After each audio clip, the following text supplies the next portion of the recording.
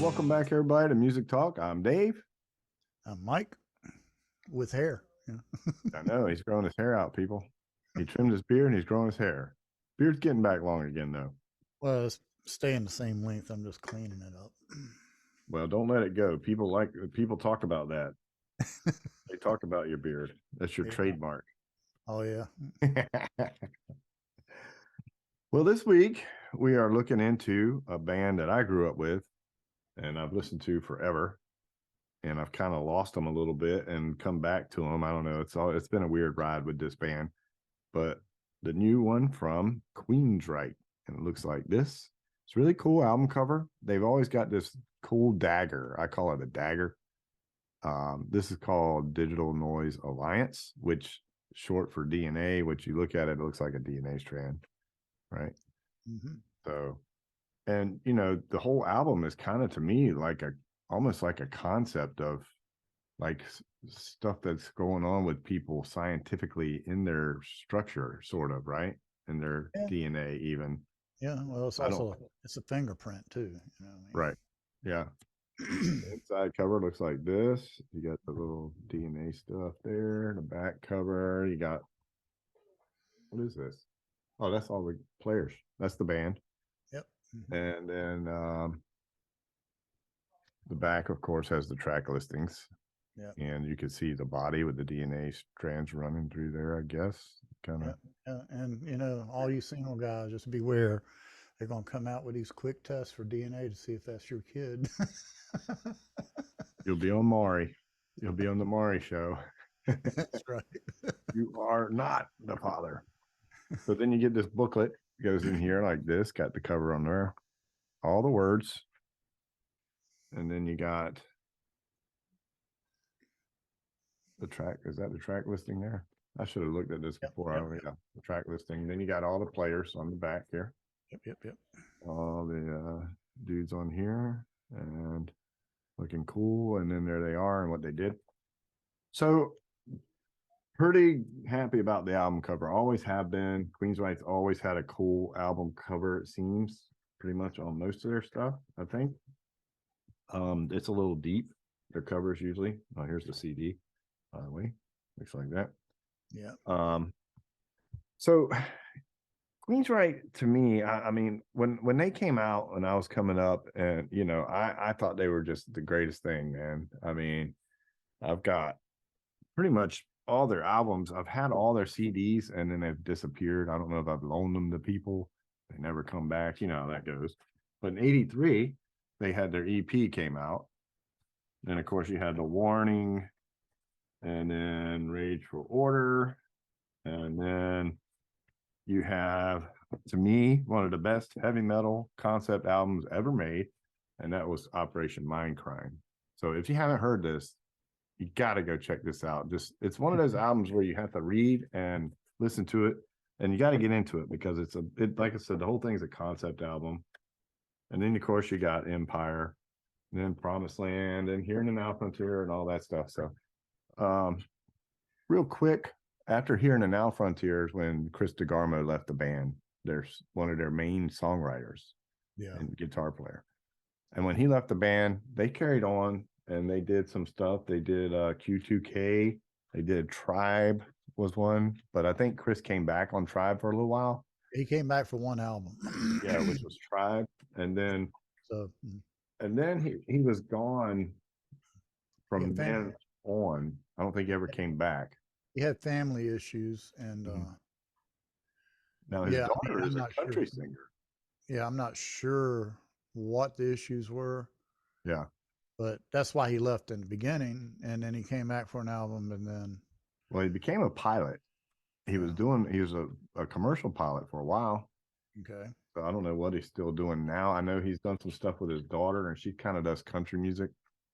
But so Mike Stone, who's on this record, joined the band probably around 2007, I guess. I'm not really looking at the listings. Well, but 03, 08, from 03 to 08, and then he came back in 21. Yeah, so I knew he left and then he came back. Yeah. So he was on the Take Cover album, which is the one where they did all cover tunes. And that was in 2007. Yeah. So, and then they've got a few albums that I didn't really care for and I didn't really buy and I didn't purchase and I didn't listen to because I kind of got tired of the fighting between all the band members. You know, Uh-huh. Jeff Tate had his thing going. Yeah. Queensryche had their thing going, and then the fighting with Scott Rockenfield and all this mess, man. And it was just like, man, what is going on? So then they got Todd LaTorre. He comes in, and I guess the first record with him was called, what was it called? Um, Yeah, he came in 2012. So whatever they released that year. I guess Or it was Condition Human, maybe. I don't know. He's been on three. I guess it was Condition Human, maybe. I don't know. I don't Anyways, know. I'm not familiar with the anthology, but and then he did another one that was called The Verdict. So I know for sure that was Todd, and Todd actually played the drums on that one. mhm. So, and then this one is the new one, and they have another drummer on here called Casey, I guess Grillo, or would Yeah, you say Grillo? Grillo, like Grillo. Grillo to Brillo, Brillo to Grillo. And so he's been playing with them live for a while. I guess you probably did some research on him, on Casey. No, not really. I mean, other than what his track record was with them, and it appears like 2011 to 2021, you know, he's been playing drums for him. 2009 through 2011, he was the touring drummer. Right. But after that, he's really a member of Queensryche. Now he came from a band, I believe, called Carnival, which is like I want to say like a Dream Theater type band, maybe. You know, Oh, like yeah. I don't know. I I don't know didn't anything really, about that, but I I didn't do really know. check into them much, but I think they were called Carnival with a K. Yeah, I I think. do know that they were opening up a lot of shows. Queensryche was opening up a lot of shows with Dream Theater, and Yeah, I actually saw something about Porcupine Tree too. So they're into that. I call it symphony art metal. art fusion rock. You know, Yeah, like a symphony metal or something. I don't know. well, it's just art rock. You know, I mean, Art rock's a good name for it, and I think that's what Casey was doing in a band that he was in was yeah, art rock. So, I mean, Todd LaTorre, I kind of treated him a little, odd because it's like, okay, you're coming into one of my favorite bands. Jeff Tate was always one of my top five singers. And, I didn't really care much for what was going on with Queensryche at the time, but I saw some of the stuff he did live and he was phenomenal. yeah. And I'm like, man, this guy's good. So I started giving him a chance. And then, you know, um, I listened to his solo album he put out a couple years ago, which we probably should have reviewed, but for some reason we didn't. But either Okay, way, and it was just him and another guy, and I have a hard time with just like two people. You know, we'll it's get into it's that later. yeah, we definitely will on the next review that we're going to do a little bit later. I actually like this record. I mean, I went into this one with an open mind. I said, you know what? I'm gonna let Todd take over. I'm not gonna think about the old Queensryche. I'm not gonna think about all the crap that they've been going through. I'm just gonna put this record on and rock on it, right? And man, the first song comes out and it hits you right in the face, In Extremis. And to me, it sounded like Iron Maiden. I was like, this is freaking Iron Maiden, man. Well, what first hit me was okay. I'm gonna put this out there. I After my second listen, I really got to where I was liking the album. Mm-hmm. When they bust out the gate with Extremis, the first thing you're hearing is that power double bass going. Yeah. Like, oh no, come on. You know, I mean, every band's doing that now, and it's like I it, I want to see some people take different approaches. You know, I mean, if, for example, Gavin Harrison is killer with double bass, but Yeah. he doesn't wear it out. Yeah. It's only used during his fills and stuff, and once in a while he does it as a floor beat, but it's not often. Well, Uh, it's odd too because Queensryche's not really known for the blast double bass drum. right. stuff, You know, you know. but like I say, after I listened to this a couple times, because it didn't go all the way through the song, and then the one thing I noticed was during the verses and stuff, he wasn't doing the blast beats. He was just back there playing a nice bass line, and the rhythm guitar player is still doing the blast beat on his Yeah, and I'm like, yeah, well, I can live with that, yeah. Yeah, and I mean, to me, it really did sound like Iron Maiden. Even Todd's vocals sounded like Bruce Dickinson to me. The way the songs were arranged, even the breakdown was identical to something that was on like Aces High or something. And I'm like, man, this is totally. I would have thought it was Iron Maiden if I didn't know I was listening to Queensryche. Well, Really? one thing that hit me when the singing and everything started, and the way things started flowing as far as arrangements and everything, I'm like, wow, this could be a souped up Uriah Heep, Yeah, or it could be a souped up Blue Oyster Cult. yeah, I yep. mean, And I mean, listen to Look at Yourself, Blue Oyster Cult, yeah, and add some heavier rhythm lines in there. right. There you go. Yeah, I agree with you. But it was done well, I Yeah, thought. yeah, And I thought Todd sang a great vocal on it too, man. I mean, his vocals are hitting on this one. So I really like this song. There was a couple of rehashed Queensryche licks that you get in there, which you're going to expect that, right? right. So, so I liked it. I thought it was a great way to start the record, you know. And then we go to number 2, which is Chapters. And this one started out kind of like In Extremis, sort of, kind of had that Hmm. same feel. But then when it got to the chorus, it changed more into Queensryche.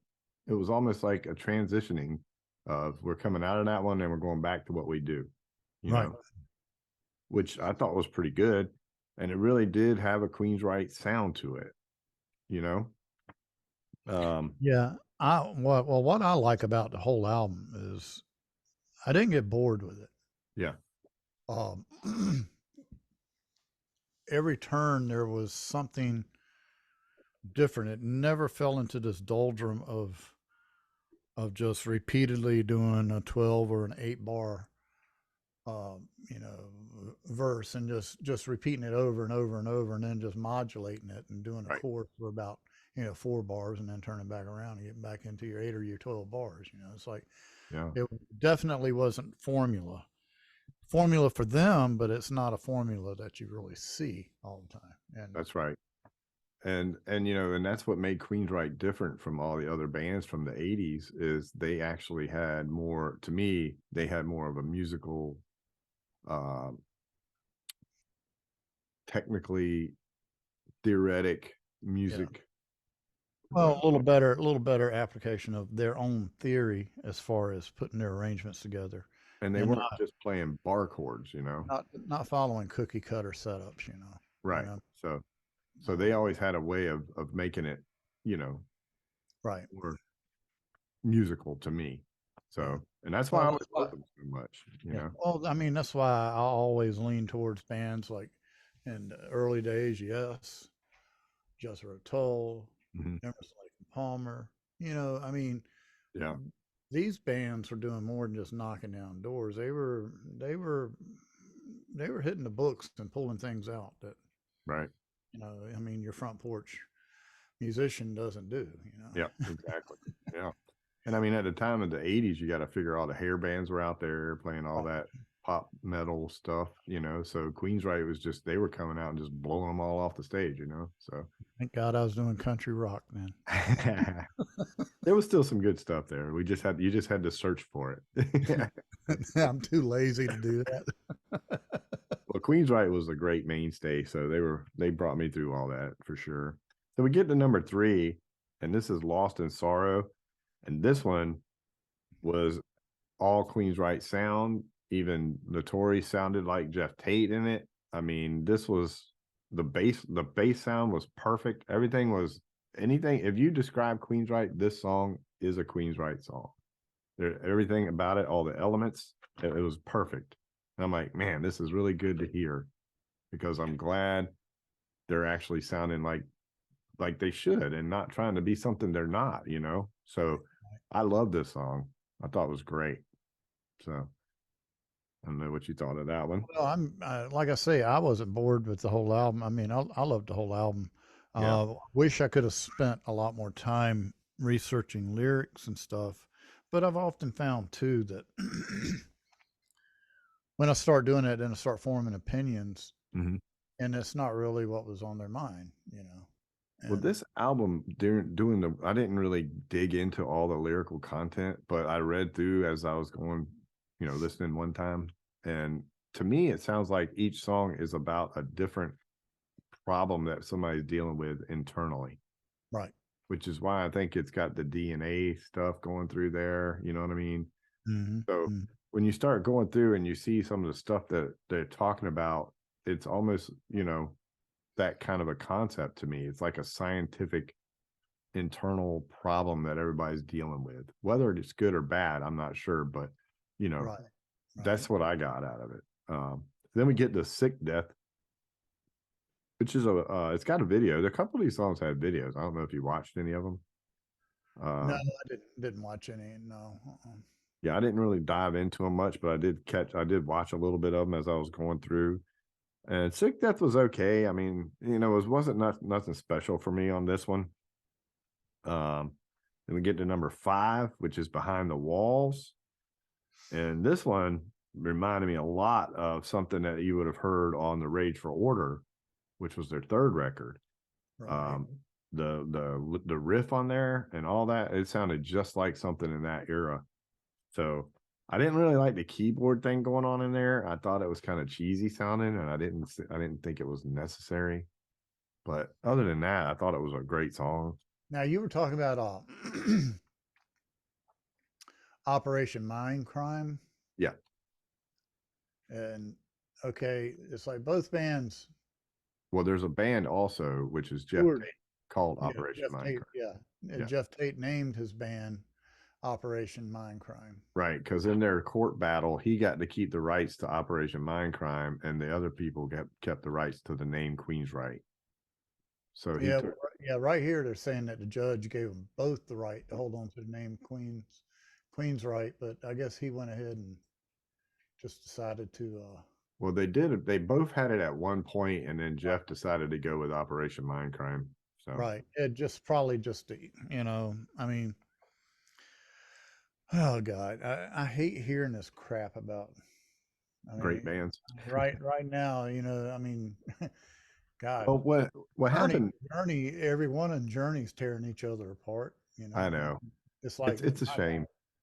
you So know, so the battle with Queensryche and Jeff Tate happened quite a bit, right? So they were both on the same bill in a festival somewhere overseas, probably in Sweden or somewhere. I don't know. It was one of them big festivals where all the rock bands go. And Jeff Tate's like he did his set, and then he heard Queensryche was coming on, so he went out in the crowd and he started listening to him, and he's like, "Dang, they found somebody that sounds just like me, but younger, like I used to be." And then he ended up going backstage and talking to him, from what I understand. And then from then on, they kind of hashed everything out, and they don't really have any ill will towards each other right, anymore, because I think they've all gone their own ways now long enough, and it's like whatever, dude. But then Queensryche had their problems with Scott Rockenfield, so who knows, man. I actually felt like when Chris DeGarmo left the band was when they lost their main songwriter, which is a problem that I've had with Queensryche for a while, because when Chris left, I thought their songwriting went down a little bit, because he was more of the intellectual musical guy. You yeah, know, I'm not saying that the other guys aren't, because I'll probably hear, Michael Wilton's great and Eddie Jackson, whatever. But to me, he was the one that pushed them to a point that they probably never would have went. So, but then when he left, I felt like they went back. They kind of got onto like a pattern of just the same sounding stuff. You know, yeah, you didn't yeah. have the other guy in there writing like you had before. It was more Jeff Tate and Mike Wilton and Eddie Jackson doing everything at that point. So, Yeah, well, I mean, it's just like any band, and look at the elephant in the room. That was the Beatles. You know, Yeah. I mean, okay, so you had McCartney, Lennon, McCartney, were credited with 95% of the music. You know, Yeah. and the funny thing is, their best-selling song was one George Harrison wrote. Yeah. Yeah. Here comes the sun. Well, that actually, I think it was something. Was it something? Oh, I Yeah, thought it was Here Comes the Sun. I think it's something. But it was like their biggest selling song. Wow. You know, and they kept holding him down. I mean, they'd only give him one or two songs per album. You Right. know, but my point is like what that creates is a lot of animosity It does. when Yeah. you start lining the hierarchy up, and it shouldn't be a hierarchy in a band. It should be Yeah. all for one and one for all. You know, Yeah. and it's just, I mean, from everything, from assets like the equipment and stuff that you're traveling with on tours to songwriting credits and everything, everybody should be credited with Yeah. writing, whether they lifted a pen or not, because sitting in the studio, you're still creating your part. Yeah. Well, I think what happened with Queensryche is they were escalating to a point, when they did the Silent Lucidity, they became real famous, Hmm. and then the record company's like, you got to do another one of those. We need another song like that. And then Chris DeGarmo's changing their sound as much as he can without losing, the sound that he likes. And then, when Hearing the Now Frontier come out, a lot of people didn't like it. He felt the pressure. So he's like, you know what? I've got other stuff I want to do. I'm out of here. And then Queensryche carried on, and then all the stuff started happening between them. I think Jeff's probably wife started doing some managing. And then at that point, the band was against Jeff and his wife and all this mess. And who knows, man? I mean, you only hear what you can hear, but you don't really know the truth behind it all. You know what I mean? Well, the Uh, thing is, it's just like, I mean, and it's been written about for years and years, ever since being an artist and being able to write music and have it published and put out there and selling million selling albums or CDs or whatever. yeah. Ever since that happened, it's like, okay, Leonard Skinner wrote, working for MCA. You know, Yeah. I mean, I want you to sign a contract. You know, Right. it's like no, and I'm glad to see actually. I mean, just like with what I've got here and what you've got there, you could literally record whatever you want to do Yeah. and be in control of your product Exactly. and Yeah. how it goes out there. That's You right. know, with YouTube and all the media that's out there available for streaming and everything, you don't need a record company. No, no, and that's always the driving force behind bands and why they split and stuff. Yep. You got creative differences between the band and the record companies and the members, and it just causes a lot of animosity. So, Yeah. Yeah. getting back to this, we'll get to number 6, Nocturnal Light. This one reminds me of something again from Promised Land. I think it was a great bass line. I loved the whole thing. This was actually written by the bass player, which is why the bass line was so great. And There you go. yeah, so I thought this was another great song. And then after that one, we get to number 7, which is Out of the Black. And this one actually sounds the most like Todd sounding like Todd, right? So I was telling you earlier that I want to talk about something on this record and it'll progress as we talk. So to me, Todd LaTorre has a way of sounding like other singers. Like he sounds like Bruce Dickinson in a couple, then he sounds like Jeff Tate, right? Yeah. And Out of the Black, he actually sounds like himself.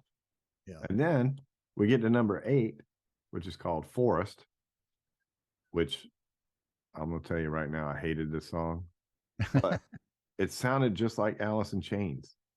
He sounded just like the singer for Alice in Chains and a little bit like Axel. It's like a Guns N' Roses song almost. So it was Yeah. between Alice in Chains I and caught Guns N' Roses. I caught a taste of the Guns N' Roses thing. I couldn't remember which song it was I was listening to, and it must be it. Yeah, It. I was like, oh my god, I could hear Axl Rose squeaking his way through it. right. So it was like Todd Todd was, doing his Axel or, his Alice in Chains. The guy's name escapes me right now that used to sing for him that passed away. Yeah.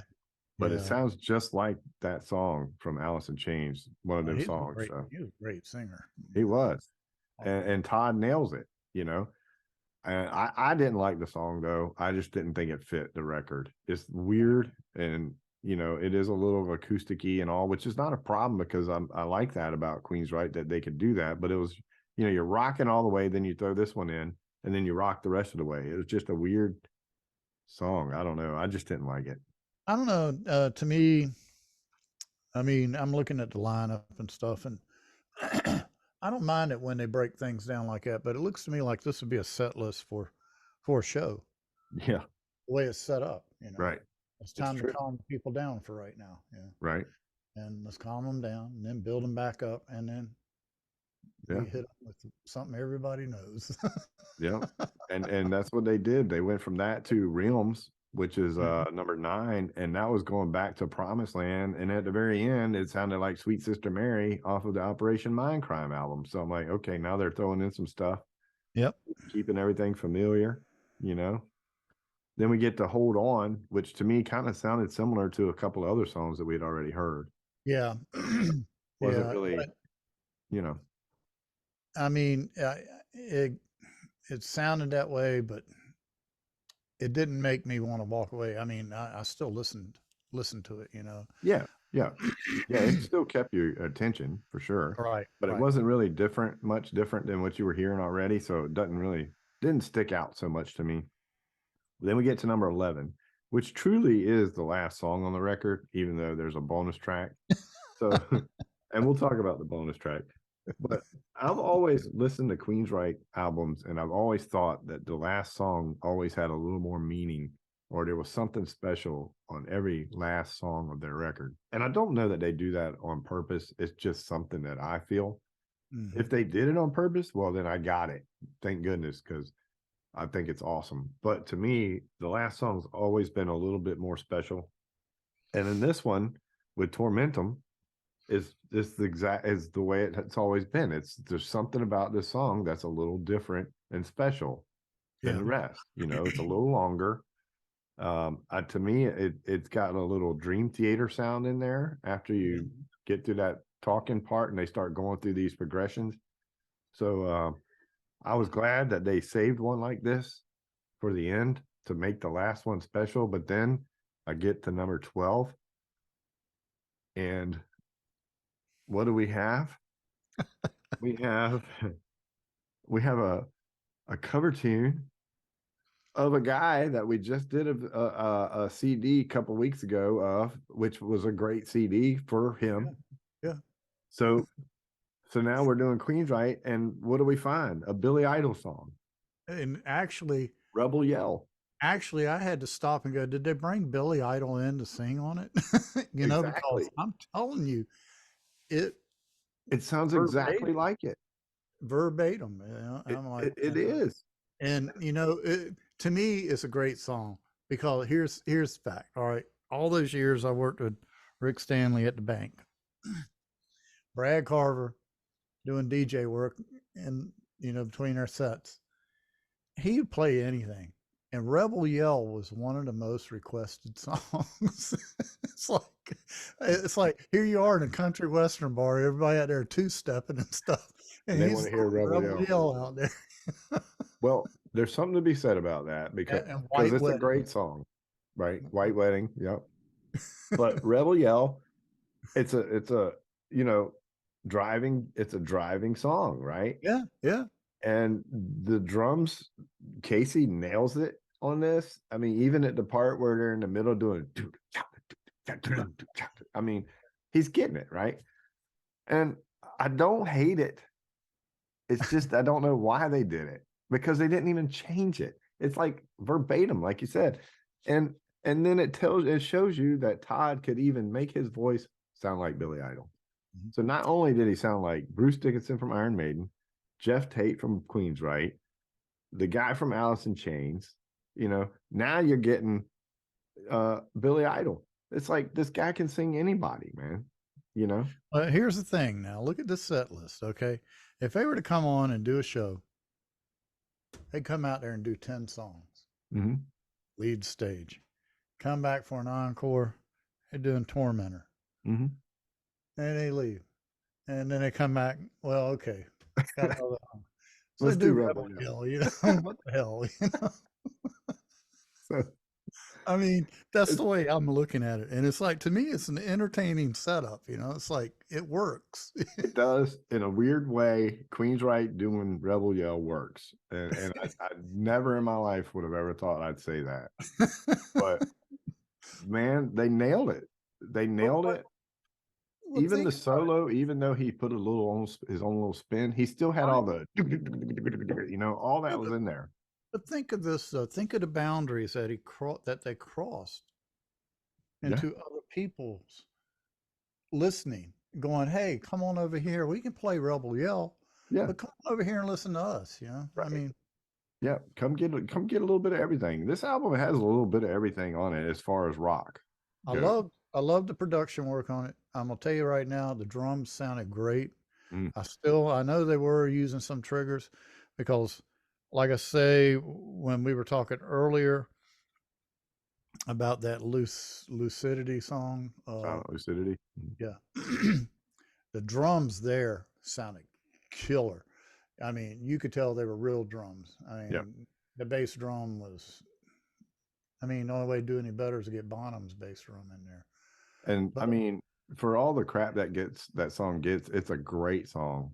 oh yeah, Silent lucidity is a great song. You know, um, I just wish that people would get back to those sounds and forget about those triggers and doing all these extreme blast beats and get back into tone. yeah. And what you don't play means more than what you're playing. Well, Yeah. to stay on that, and this is one of the things about this record that I liked is the drummer. The Yeah. drummer totally kicked ass on this record, Oh yeah, he and did. I think his tom sounded phenomenal. Well, his whole kit sounded His whole great. yeah, it did. His whole kit was great, but man, them toms. You know what? The China cymbals he was using, they sounded like my little 12-inch Wuhan. It Yeah, barks just like what he was doing. I'm like, it wouldn't surprise me if he was using little 12 or 14-inch Chinas. Yeah. I'm gonna tell you that it seems to me, and I heard Michael Wilton talking in an interview that they were all in a room and they were just doing this on spontaneous. They would get in there and I got a riff, put a drum beat to it. Let's see what we can write.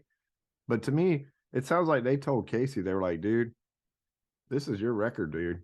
Just play whatever you want on the drums because he just rips this whole album. And I mean, there are times when I felt like the rest of the band was watching him and it wasn't syncing up quite right because he's going crazy and they're like, whoa, check this guy out. Right. Well, the whole thing is I mean, he spent 2 years as just a touring drummer, Yeah. Yep. and and I mean, they're opening up for bands like Porcupine Tree and stuff. I mean, come on, you They're know, I opening mean, up for Judas this guy, Priest. this guy's got to be, you Yeah. know, he's got to be able to hold a set of sticks, you know. So Yeah. yeah, give And I it to him. mean, plus you got Todd LaTorre that can play the hell out of a drums. So Yeah, that's singing. So you can't be a slouch because the singer will kick you off the kit and play it himself, you know. yeah, So, yeah. But but that's when the guitar player gets the metronome out. yeah. Yeah. So to me, the highlight of the record was the drummer, man. I mean, I thought he was awesome. Yeah, I loved it too. I mean, The sound was they, perfect. oh my God, there were a couple of songs. He did this one riff in this one song. It was like, and I counted it out, and it was like um 16th notes, eight 16th notes, like brrr, boom, brrr, boom, brrr, boom. And I'm like, oh my God. And it was so smooth. Yeah. And it's like it wound up being 9 beats per every four count. It's like, and his bass drum was splitting it up, you know. Yeah. It's like, there it is, you know. Every Yeah. time he hit the bass drum, he wasn't hitting a tom tom. It was like it's like God, man. And there was a couple of Remind times me. when him and the bass player were doing these syncopated things during solos and things like that, where it was so off that I was having a hard time keeping up with the count of the Yeah, measure. I was like, I was trying to count the measure, and I don't know what meter they were on, but You know, a lot of it seemed like feel, but like man, a like a 13/7 or something. that's what I was gonna say because it was definitely a 13 count, but I couldn't figure out how to get it in there. It was really Right, strange. right. But anyway, I thought the drums were definitely the highlight of the record. I'm gonna say Todd LaTorre killed it on the vocals, man. Yeah, yeah, he I did. mean, I think the vocal work was fantastic. He sounded like he wanted to sound on every song. I mean, he sounded like himself on a couple. He threw some other people in there where you could, I don't know if he was trying to imitate other people, with the exception of Billy Idol, because I think he tried to sound like Billy Idol and he nailed it because he sounds exactly like Billy Idol, and it doesn't have Billy Idol in the credits. So I know it's not Billy Idol doing it. I was going to say, don't tell me they've started doing this thing with Pro Tools where all you got to do is open your mouth and you can sound like any singer you So want. I think that's But just they do Todd's that. They do thing. that with drums, man. Yeah, right. It's possible, but I You don't know? know. I think Todd's just good enough to that he can sound like whatever he wants to sound like. Yeah, but So no, I give him credit. I could tell they put in a lot of time making this stuff work. Yeah, And I mean, hell, you got a hell of a four-piece band here with a good singer. right. Exactly. And that's Exactly. what you got. You got a four-piece band with the front man as a singer. And So the only issue that I had with this record is, with the exception of that one song, uh, there was no distinction between the two guitar players. They sounded identical to me. I couldn't tell who was who. Where before in Queensryche, you could always tell when Michael was playing as opposed to Chris. yeah, But now, I mean, their guitar sounded the same, the rhythm sounded the same, a lot of their soloing was similar. So I really couldn't distinguish who was playing at what times. It was almost like it was too much of the same sound for me. I wish they would have broke it up a little bit on the guitar sound, yeah. but that's a Well, very, very minimal critique for me. Very minimal. It's I, not like it was bad. I agree. I agree with you on that. I mean, I do really honestly believe that they spent a lot of time with the drums. Yeah, But I think what's happening right now in a lot of these studios, they're not they're not requiring guitar players or bass players for that matter to come in with a rig, or they don't provide rigs. What they provide is an interface, yeah, and you stand there and you plug in and yeah, you put your headphones on, and there you are. yeah. And if you don't do some work on differentiating the sounds, at least my Line 6 pod, I can pull up a Fender Blues amp, or I can pull up, a Marshall amp, Right. that's all you got to do is, Yeah, you differentiate the equipment or something. I don't know, yeah. Yeah, um, so yeah, and that was just a small critique for me because I felt like they could have made a distinction between the two a little yeah, more. It would have been more Queensryche if they right. would have. But I mean, even a lot of times on the rhythms, they were just playing the same thing. Yeah. You know, so Uh, at some points it was almost like you didn't even need the second guitar player.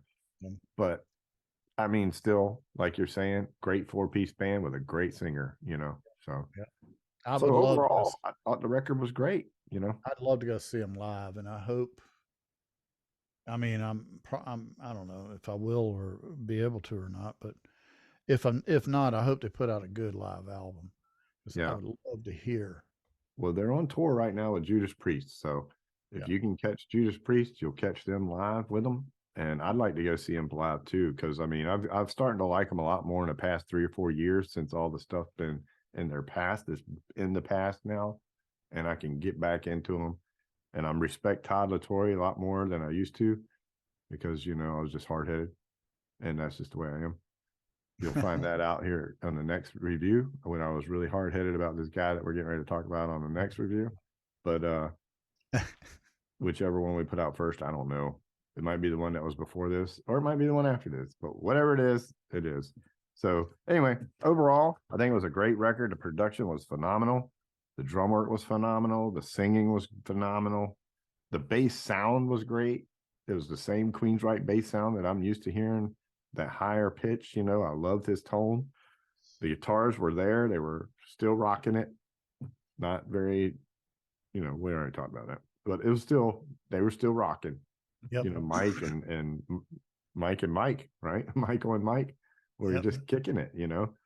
So I gave it this rating kept going up for me. Like tomorrow I might even rank it a little higher, but right now I've got it at an 8.3, which is pretty high for me. Yeah. Yeah. Well, I'm looking at the production of it and everything more so than the fact I already know that I'm not bored with the album. I enjoyed it. Mhm. I never could. I was never at a point where I was second guessing where the songs were going. Yeah, I was always pleasantly surprised when there was a nice little turnaround. yeah, Yeah, I'm gonna put it at a 9. you got I a really, nine. Nice. I well, because of the fact that I enjoyed the sound of the drums. Yeah, Yeah, I could tell they took a little time with that. This yeah. guy obviously really cares, you know. The second or third song, I was thinking, man, Mike's gonna love this drums on this I record. mean, I'm still not a big fan of the blast beats, but he didn't wear it out. No, But I got to say that when the first song hit, I'm like, great. yeah, I'm yeah, like, come on. yep. But he has a way of grooving. He has a good groove. So Right. you can, once he gets past that couple of times that he does that, and like you said, it didn't last too long, so it didn't bother me at all. It was Yeah. odd because you're not used to hearing that in a Queensryche song to me, which maybe the last couple records they might have done some of it. I don't know. I'd really never dove into those.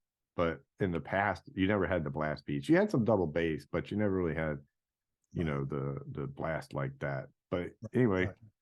yeah, we'll go ahead and roll it out. We probably talked a lot on this one. It is one of my favorite bands, and as a Queensryche fan forever, and even though I used to crap on them a little bit when they were going through their stuff, and I just had this thing against Todd LaTorre, I'll just go say it. I appreciate him now more than I did when he first came in the band.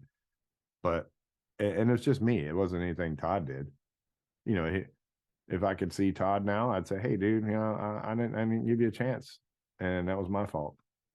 So, um, so as a Queensryche fan, I think this album's great, man. I think Yep. it's every bit of an 8.3, and it'll probably go up more the more I listen to it because every time I hear it, I like it more. Yep. You know, with the exception of one song. So Yeah. anyway, so I gave it an 8.3. Mike gave it a 9.0, Yep. and it's a great record. Got to go check it out, man. You Yep. know, and check out some more of their old stuff if you're not into Queensryche much. Go back and check it out, man, because they've been great and on all their records pretty much. There was a time when not so much, but they're back, man. I think so. All right, well there it is, Queensryche, Digital Noise Alliance, DNA. There you go. Y'all go check it out, and until next time, y'all be safe. Yep. Peace out. Listen to the music.